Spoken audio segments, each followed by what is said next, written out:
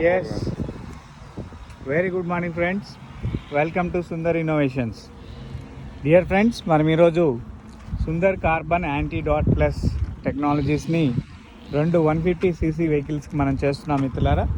So this is Pulsar 150 vehicle and అది ఏ vehicle sir?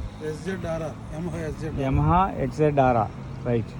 So ఎప్పుడు మోడల్ సార్ ఇది? 2017. సో సుమారు ఎంత తిరిగి ఉంటారు సార్? తెలీదా? జస్ట్ ఒకసారి ఆన్ చేయండి, మీటర్ ఆన్ చేయండి, రీడింగ్ వస్తుంది కదా. ఇదేనా? 39,736 కిలోమీటర్ తిరిగింది మిత్రులారా ఈ వెహికల్. సో ఇప్పుడు ఈ వెహికల్కి మనం యాంటీడాట్ ప్లస్ అయితే చేస్తున్నాం. సో ఈ వెహికల్కి రెగ్యులర్గా అసలు ఈ వాహనానికి యాంటీడాట్ ఎందుకు ఇంజెక్షన్ చేయాలి, దాని అవసరం ఏంటి అనే దాన్ని ఒకసారి మీకు వివరించే ప్రయత్నం అయితే చేస్తాను మిత్రులారా. సో ప్రస్తుతం మనం వాహనం అయితే చూస్తున్నాం. 30,000 తిరిగింది, 39,000, 40,000 తిరిగింది. వెహికల్ అయితే it could be in a good condition. So చాలా ఎక్కువ అంటే దీన్ని వాడట్లేదు అనేది అయితే మనకు అర్థమవుతుంది వెహికల్ని చూస్తే కూడా. అండ్ ఇక్కడ మనకేం చేస్తున్నారంటే చూడండి, మనం అనేక రకాల వెహికల్స్లో ఒక్కొక్క వెహికల్కి ఒక్కొక్కటి. ఇది ఇప్పుడు క్రోమ్ ఫినిషింగ్ అంటారు దీన్ని. ఇప్పుడు చాంబర్కి మనకి ఏదైతే పెయింట్ వేశారో ఈ అవుటర్ లైన్ అంతా కూడా బ్లాక్ లేయర్ తోటి ఒక క్రోమ్ ఫినిషింగ్ లేయర్ చేస్తారు. సో అదేవిధంగా దీన్ని ఎందుకు చేశారు? ఈ మెటల్ యొక్క లైఫ్ స్పాన్ ఎక్కువ కాలం ఉండేందుకు. అంటే మెటల్ ఆక్సిజన్ చేత ఆక్సిడేషన్ జరుగుతుంది. ఎందుకు?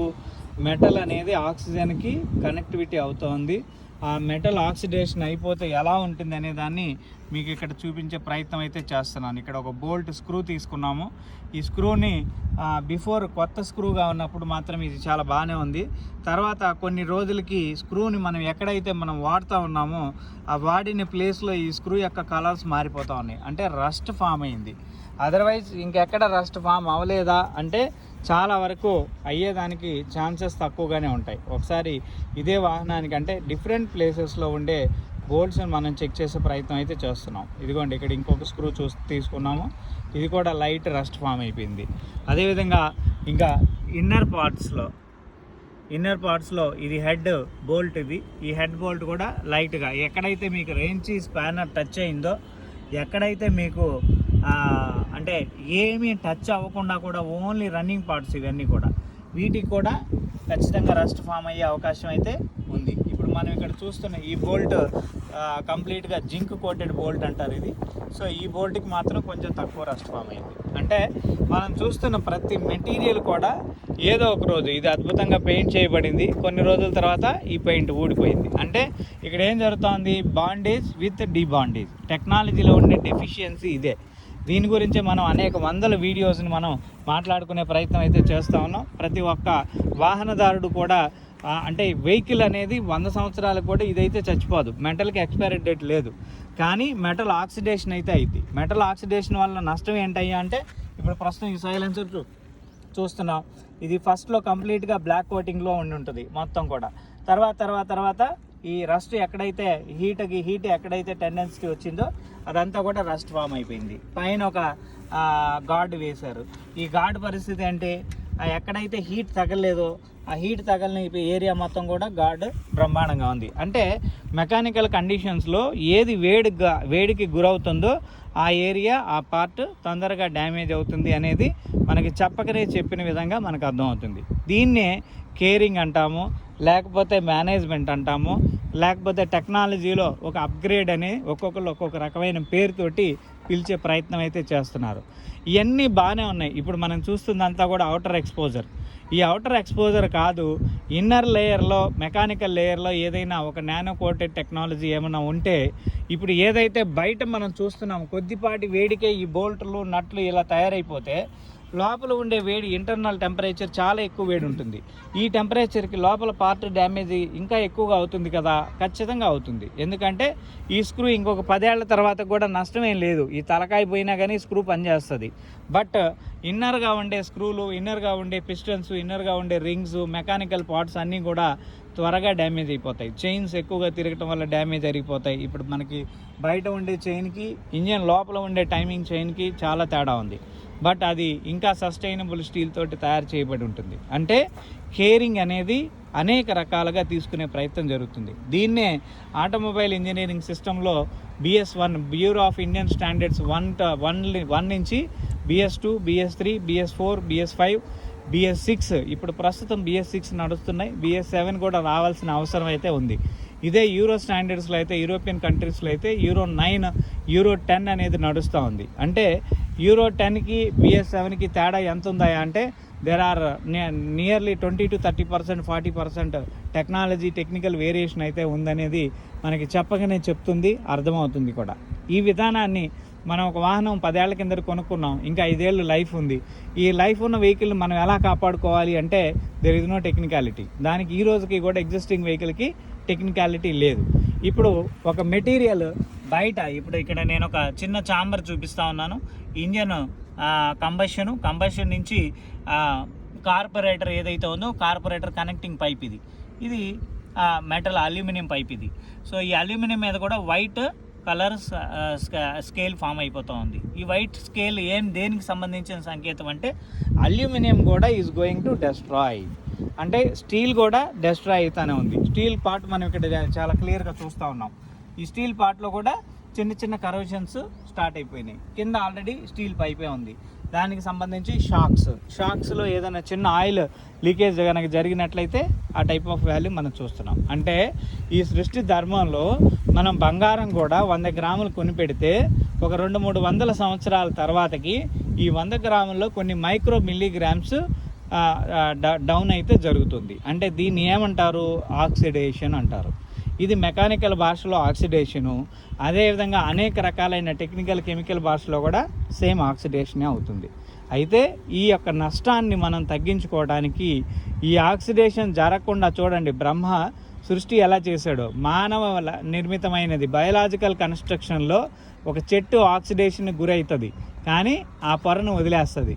ఒక లీఫ్ ఆక్సిడేషన్ గురవుతుంది కానీ ఆ లీఫ్ పోయి కొత్త లీఫ్ వచ్చేస్తుంది. అంటే ఆ బయలాజికల్ కన్స్ట్రక్షన్లో అది కొత్తగా మళ్ళీ రీఫార్మింగ్ చేసుకునే ఒక మెకానిజం ఫంక్షనాలిటీ దానికి పెట్టాడు భగవంతుడు. సేమ్ అదేవిధంగా మనకు కూడా గోళ్ళు పెరుగుతూ ఉంటాయి, వెంట్రుకలు పెరుగుతూ ఉంటాయి, శరీరం కూడా వృద్ధి రేటు పెరుగుతూనే ఉంటుంది. ఇవన్నీ కూడా పెరుగుతుంటాయి, తగ్గుతూ ఉంటాయి. దీంట్లో కూడా కన్స్ట్రక్షను డిస్ట్రక్షన్ అనేది ఈ డిస్మాండ్లింగ్ వ్యవస్థలో కాకుండా కన్స్ట్రక్షను డిస్ట్రక్షన్ అని ఈ బయలాజికల్ ఎదుగుదల తగ్గుదల ఈ రెండింటిని కూడా వీటి నిర్మాణం చేశారు. కానీ ఇంత గొప్ప చదువులు, ఇన్ని సైన్స్, ఇంత అభివృద్ధి చదువుకున్న సైన్స్ విభాగంలోకి వచ్చేసరికి ఇదంతా కూడా మెటీరియలిస్టిక్ వరల్డ్లో కాబట్టి మెటలాలజీలో ఇలాంటి ప్రత్యామ్నాయ అవకాశాలు లేవు కాబట్టి ఈ విధానాన్ని వాళ్ళు తయారు చేయలేకపోయారా, లేకపోతే ఇంకా ఏమైనా గొప్ప ఛాలెంజెస్ ఇంకా ఏమైనా ఉన్నాయా అనేది కూడా ఇక్కడ చాలా ప్రశ్నార్థకమైంది. సో దీన్ని వ్యాలిడేషన్ ఇప్పుడు మనం తీసుకోవాల్సింది ఏంటంటే, ఈ బండి మనం 10 ఏళ్ల కిందట ఒక 50,000, 1,00,000 రూపాయలు పెట్టి కొనుక్కున్నాం. ఇప్పుడు 1,00,000 రూపాయల వెహికల్ ఇప్పుడు కొత్తదిగా కొనాలంటే 1,50,000, 2 లక్షలు అయింది. 10 సంవత్సరాలలో 1,00,000 రూపాయలు కొన్న బండి ఇప్పుడు 2 లక్షలు అయితే 10 సంవత్సరాల కింద కొన్న బండి ఈరోజు మనం అమ్మాలి అంటే 40,000, 30,000 కూడా రావట్లేదు. అంటే దాని వాల్యూ ఏమైపోతా ఉంది? తగ్గిపోతూ ఉంది. ఎందుకు తగ్గిపోతూ ఉంది? మ్యానుఫ్యాక్చరింగ్ కండిషన్స్ లా ప్రకారం, ఇన్సూరెన్స్ రెగ్యులేటర్ అథారిటీ ప్రకారం ఒక వెహికల్కి ఆటోమేటిక్గా కొన్న దగ్గర నుంచి కూడా ఎవ్రీ డే టు డే ఆటోమేటిక్గా వెహికల్ రేట్ అనేది డౌన్ అవుతూ ఉంది. ఇది ఎందుకు ఇలా జరుగుతుంది? దీన్ని డిప్రిసియేషన్ అంటారు. ఈ డిప్రిసియేషన్ ఎందుకు జరుగుతోంది? ఇది జరగడానికి గల కారణం ఏంటి అనే దానికి ఈరోజు కూడా మేధావులు అధ్యయనాలు అయితే చేస్తున్నారులే కానీ సరైన సొల్యూషన్ అయితే ఎవరు ఇచ్చే పరిస్థితి అయితే లేదు. సో దానికే ఓన్లీ వండర్ఫుల్ టెక్నికల్ వాల్యూ. ఈ రోజు నుంచి ఈ ప్రోడక్ట్కి స్టిక్కర్ కూడా అవైలబుల్ ఉంది. నిన్నే అద్భుతంగా ఒక మంచి అంటే పేటెంటెడ్ నాలెడ్జ్ అంటే లోగోస్ వీటన్నిటితోటి స్టిక్కర్ డిజైనింగ్ కూడా చేయటం జరిగింది.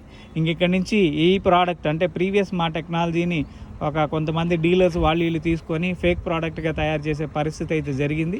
ఇక నుంచి ఇది అలా జరగకుండా మ్యానుఫ్యాక్చరర్ టు కన్జ్యూమర్, ఎవరైతే కన్జ్యూమర్ ఉన్నారో వారికి మాత్రమే ఈ ప్రోడక్ట్ని అందించే విధంగా వెబ్సైట్ నుంచి డైరెక్ట్గా మీకు అందించే విధంగా ఈ యొక్క ప్రోడక్ట్ని మనం తయారు చేసాం. చూసారు కదా, ఇది ఇప్పటికిప్పుడు జస్ట్ మిక్స్ చేస్తే ఈ రకంగా మిల్క్ పాలీ వైట్ కలర్లో వస్తుంది. ఇది ఒక 2 డేస్లో ఇంజిన్ ఆయిల్ రంగులోకి మారిపోతుంది అన్నమాట. సో దీని యొక్క వాల్యూ ఏంటంటే నానో రోబోట్ టెక్నాలజీ అనే దాన్ని దీంట్లో ఇన్వాల్వ్ చేయడం జరిగింది. ఇది ఒక మెటల్ మీద వేస్తే మెటల్ రీకన్స్ట్రక్ట్ అవుతుంది, ఒక కంబషన్ ఛాంబర్లో వేస్తే కంబషన్ ఎఫిషియన్సీ పెరుగుతుంది. ఒక మండని పెట్రోల్ అని ఎందుకు అంటున్నామంటే అన్బర్న్ ఫ్యూయల్ అనేది మొత్తం కూడా వెహికల్ ఎగ్జాస్ట్ వెళ్తూ ఉంటుంది. దాన్ని మండే ఇంధనంగా తయారు చేయడంలో దీనంత ప్రాముఖ్యత ఇంకొకటి చేయలేదు. సో ఇలా అనేక రకాలైన గొప్ప నాలెడ్జ్ని ఈ టెక్నాలజీలో ఇన్వాల్వ్ చేయడం జరిగింది. సో ఇదంతా కూడా మనకి మెకానికల్ ఇంజనీరింగ్లో లూప్ హోల్ అని చెప్పాలి, లేదా అంటే టెక్నాలజీ డెఫిషియన్సీ అని చెప్పాలి. ఇంకా అంటే BS6 నుంచి BS10 వరకు రావాలి, లేకపోతే BS20 వరకు రావాలి. ఎప్పటికీ ఈ టెక్నాలజీ ఇన్వాల్వ్ చేస్తారో కూడా తెలియని పరిస్థితి. సో ఎగ్జిస్టింగ్ కండిషన్లో ఉండే నా వెహికల్ పరిస్థితి ఏంటి అని నాకు నేను క్వశ్చన్ చేసినప్పుడు, పర్యావరణం గురించి ఆలోచిస్తున్నప్పుడు, కొన్ని కోట్ల వాహనాలన్నీ తిరుగుతూ ఉన్నప్పుడు మనిషికి ప్రాణవాయువు కూడా సంకటం అయ్యే పరిస్థితి ఇప్పుడు మనం ప్రస్తుతం ఢిల్లీ లాంటి ఏరియాస్లో మనం చూస్తూనే ఉన్నాం. ఇలాంటి పరిస్థితుల్లో ఇంకా భావితరాలకి ఇంకా చాలా పెద్ద ప్రమాదకరమైన సంకేతాన్ని చూపించే పరిస్థితి అయితే మనకు కనిపిస్తూ ఉంది మిత్రులారా.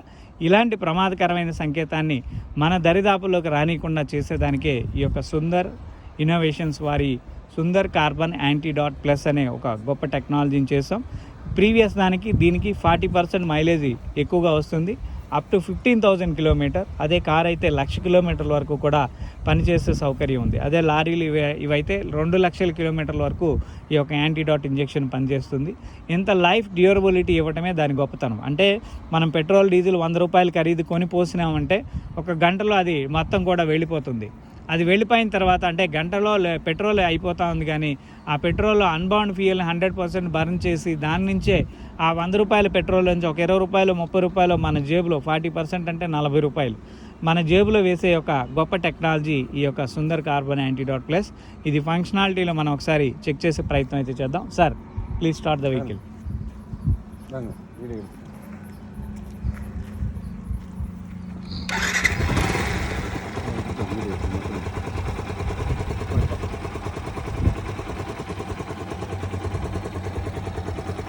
సార్ మీరు ఆల్రెడీ ఇదివరకు చేయించుకున్నారా? ఇదే ఫస్ట్ టైమా? సరే ఒకసారి ఎగ్జాస్ట్ గ్యాస్ ఒకసారి చెక్ చేసుకుంటారా? ఈ పొల్యూషన్ ఎలా వస్తుంది, పెట్రోల్ మనకి ఎంత వేస్ట్ అవుతుంది అనేది మీకు క్లారిటీ వస్తుంది. జస్ట్ చేపెట్టి వాసన చూడండి, మన పెట్రోల్ మనకు వాసన వస్తుందా?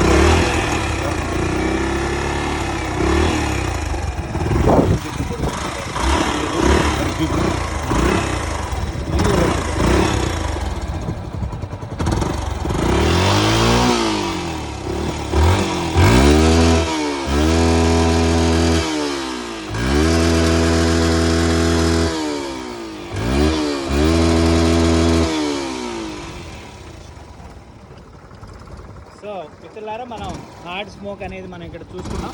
వితిన్ మినిట్స్లోనే ఈ స్మోక్ అనేది తగ్గుతుంది, ఈ పెట్రోల్ స్మెల్ కూడా మనకి తగ్గిపోతుంది, అండ్ వెహికల్ వాల్యూస్ అనేది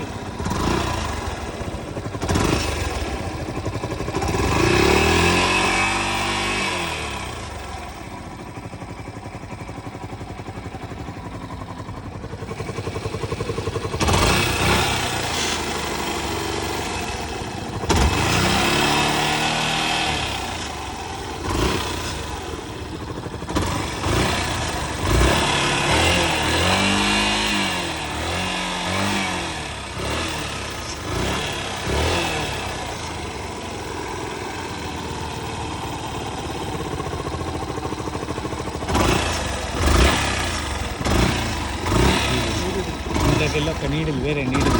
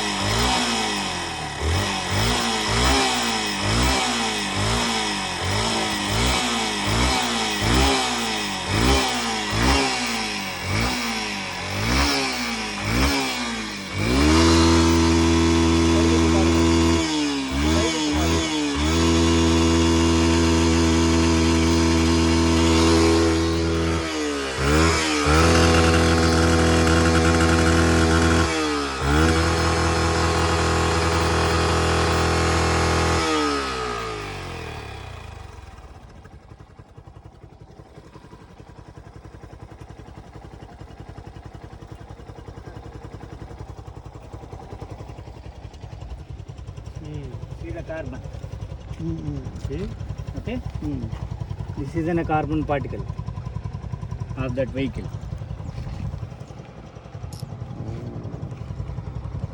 We check this layer. The distance. Come. Yeah. Okay.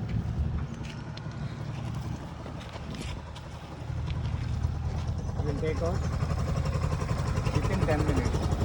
Sir, చిన్న ట్రైన్లో వస్తారా వెహికల్ ఎలా ఉంది తెలుస్తుంది మీకు లోపల అది మొత్తం కార్బన్ అంతా డిగ్రేడ్ చేసేస్తుంది తీసేస్తుంది. Very second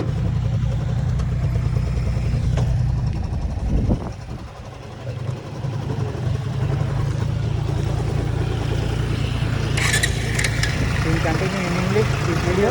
Huh? Right. You can go for hike is very funny. అయ్యా నీడకి వెళ్దామా? You go there. I cannot bear with this. ఆ కార్ దగ్గరికి వెళ్దామా? ఈ చెట్టు నీడకి వెళ్దాం sir. So friends, thank you for watching our video. Thank you. Please subscribe our channel Sundar Innovations.